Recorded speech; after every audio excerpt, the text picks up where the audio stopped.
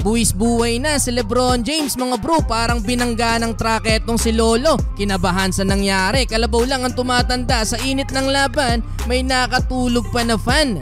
Napaka-importante ng game na to para sa LA Lakers dahil may chance silang makuha ang 8th spot kapag natalo nila ngayon ang Cleveland Cavaliers na may Donovan Mitchell. Attack mode agad sa LBJ sa first quarter and one reverse layup to start the ball game. Nakalamang ng 4 ang Lakers matapos mag-takeover mode si LeBron James. 9 points sa opening quarter while shooting 4 of 6 sa field. Nag-showtime pa si King James, alley-oop play mula sa magandang pasa ni Austin Reeves. Parang kalabaw lang ang tumatanda mga bro at hindi si LBJ. Under 4 minutes nag-mini run ang Cleveland at nakuha din nila ang lead mga bro kung saan binuhat ni George Niang at Caris LeVert etong second unit ng Cavs. Pero etong si D'Lo naman unang nakapagtala ng double figure 10 points sa game dahil din sa uling 3 points niya naibawi ng Lakers ang lead 36-33 end of first quarter.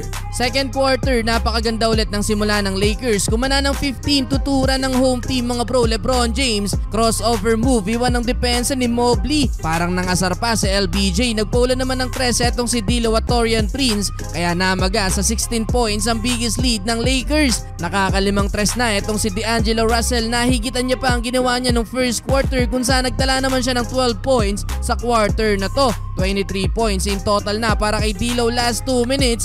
Bully sa ilalim sa LBJ, kinabayo ang player ng Cavs. Anthony Davis naman slam dunk mula sa assist ni LBJ. Dahil sa solid na depensa ng Lakers mga bro, napanatili pa din nila na hawak ang lead. Final minute, natagalan pa mag-decide ang mga referee kung kanino pa ibibigay ang bola, kaya naman nakatulog na etong bata. Well, in the first half, abante ng 9 points ang LA, 65-56. Entering the third quarter, napakadelikado ng ginawa ni LeBron James. Matapos ang ginawa niyang chase down block, tumama pa sa tuhod ng cameraman etong likod ni LBJ. Bagi ang inindayan ni LeBron mga bro, muntik pang makasira ng equipment. Kinabahan pa etong si Lolo. Well, eto na ang bawi ng Cavs. Burado ang double figure lead ng Lakers. Cleveland naman ang nagpaulan ng 3 halfway mark. Lamang na ang Cavs, yun nga lang, pinaasa lang pala ang Cleveland mga bro dahil after nyan, nakabawi ng 17 to nothing run ng LA. Kaya naman balik din agad sa double digit ang lead ng home team. Ganun-ganun lang mga bro, nakabawi ang Lakers. Hype na hype etong si Anthony Davis, pangiti-ngiti na lang sa bench etong si LBJ.